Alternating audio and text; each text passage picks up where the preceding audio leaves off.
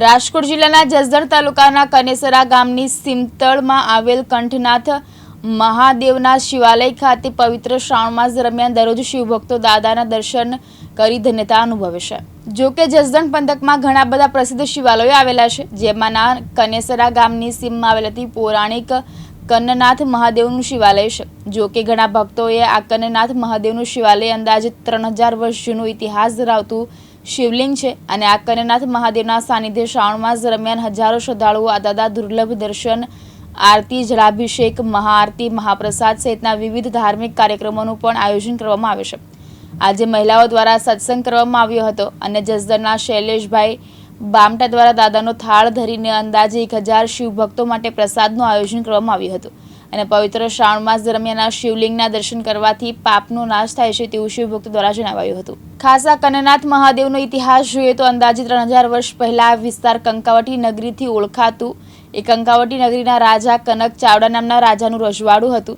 એ સમયે વરસાદ નહીં વરસતા દુકાળ પડ્યો અને રાજા કનક ચાવડાએ પાણીની સમસ્યા હલ થાય તે માટે સરોવર બનાવવાનું આયોજન કરાયું।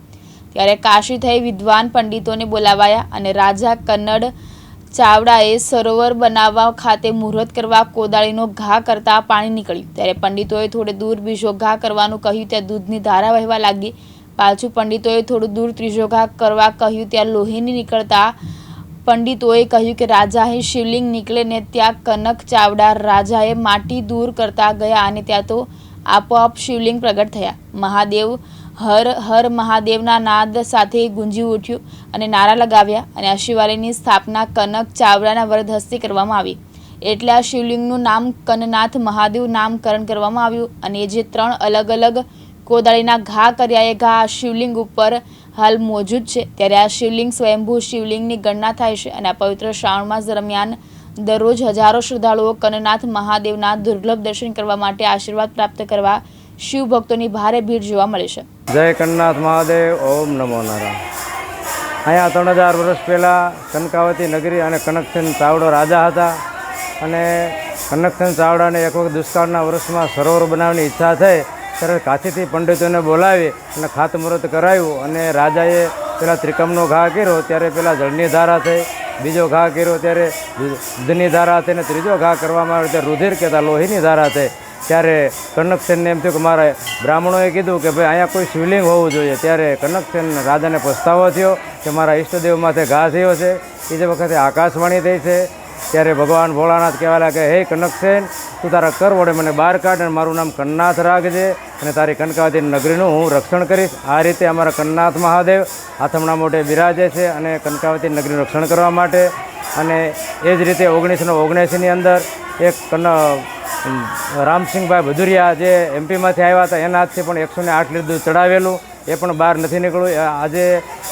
આજે મોજૂદ દાખલો છે। ઘણી વખત અવારનવાર દાદાઓ પરચા પૂરે છે અને અહીંયા ભોજન પ્રસાદ અને ખૂબ કાયમ માટે ચાલુ રહે છે અને કન્નનાથ મહાદેવની ખૂબ ખૂબ આસ્થાથી દૂર લઈને માણસો તે દૂર દૂરથી આવે છે અને બધાની મનોકામના કન્ના દાદા પૂરી કરે છે। એવા સદોની સ્વરૂપ કન્નનાથ મહાદેવની જય। ઓમ નમો નારાયણ। જય કન્નનાથ મહાદેવ। ઓમ દત્તપુરુષાય વિદ્મહે મહાદેવાય ધીમહિ તન્નો રુદ્ર પ્રચોદયાત।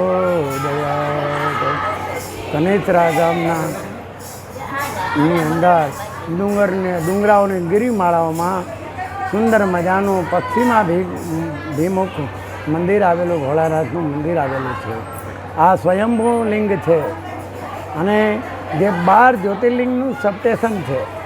કારણ કે જે 12 જ્યોતિર્લિંગમાં જે દૂધ નથી પીધું દાદાએ એ તારીખ 14/2/79ના રોજ 108 લીટર દુગ્ધાભિષેકમાં એ જલધારીમાં એક પણ બિંદુ ન આવ્યું એવું આ ભગવાન શિવનું મંદિર દૈદીપ્યમાન અને આહલાદક છે। પંચતરણી નદીના કિનારે આવેલું છે। આવો આ એક દર્શન કરવાનો અલભ્ય છે, લાભ છે, મોટો લાભ છે। તો હું પણ વીરનગર ગામથી કથાકાર તરીકે અનુશંકરભાઈ છેલ્લા 15 વર્ષથી આવું છું। મને આ દાદાની ઘણી અનુભૂતિ થાય છે અને એક દર્શન કરવાથી મારા તમારા જીવનના ગમે તેવી સમસ્યા હોય તો એ સમસ્યા હલ થાય છે, એમાં કોઈ શંકાને સ્થાન નથી. તો આવો અને દાદાના દર્શન કરી ભાગ્યશાળી બનો. અસ્તુ. પિયુષ વાજા, દિવ્યાંગ ન્યૂઝ, જસદણ, રાજકોટ.